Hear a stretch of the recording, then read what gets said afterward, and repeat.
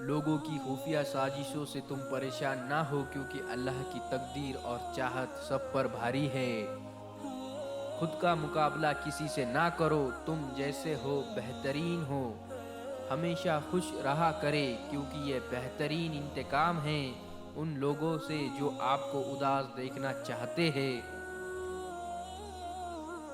زندگی کی مشکلات اللہ رب العزت کی طاقت کا ثبوت ہے، کبھی ہمارے مدد کے لیے، کبھی ہمیں یاد دلانے کے لیے کہ ہم خاک ہیں۔ دیر لگیں گی مگر صحیح ہوگا، جو تمہیں چاہیے وہی ہوگا۔ دن برے ہیں زندگی نہیں، صبر رکھو سب صحیح ہوگا۔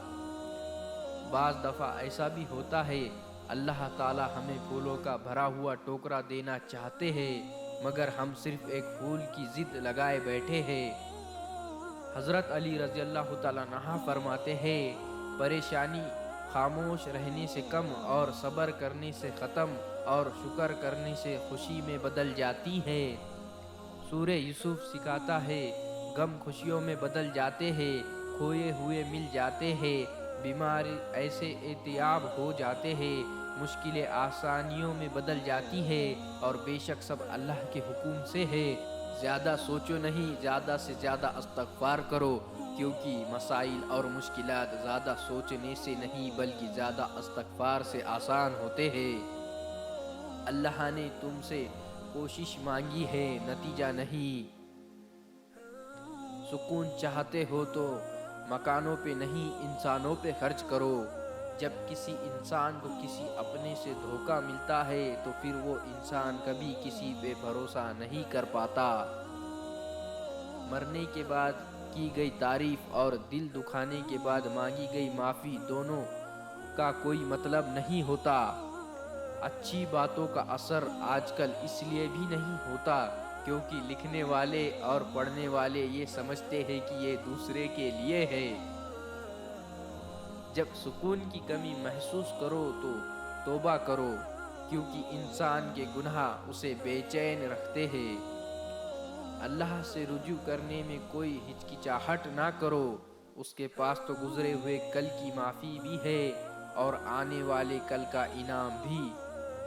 اللہ سے مانگنا سنت ہے، اگر دے دے تو رحمت، نہ دے تو حکمت۔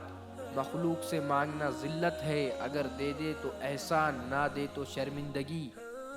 خدا کو ناراض کر کے لوگوں کو راضی نہ کرو، کیونکہ لوگوں کے بدلے دوسرے لوگ مل سکتے ہیں مگر خدا کے بدلے دوسرا خدا نہیں مل سکتا۔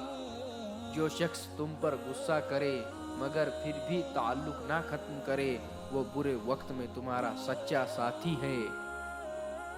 خاموشی ایک عظیم نعمت ہے، خاص طور پر اس وقت جب اختلاف زیادہ ہو، آوازیں بلند ہو، علم کی کمی ہو اور دلیل کی کوئی اوقات نہ ہو۔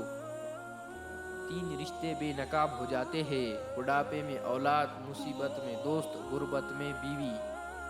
جھوٹ کا کبھی ایک ذائقہ ہوتا ہے، خود بولو تو میٹھا لگتا ہے اور کوئی دوسرا بولے تو کڑوا۔ خدا کے نزدیک کسی انسان کی عزت جتنی زیادہ ہوتی ہے، اس کا امتحان بھی اس قدر سخت ہوتا چلا جاتا ہے۔ انسانیت بہت بڑا خزانہ ہے، اسے لباس میں نہیں انسان میں تلاش کیا کرو۔ علم ایک ایسا پودا ہے جسے اگر ایک شخص بھی لگائے تو اس کا پھل ہر شخص کھاتا ہے۔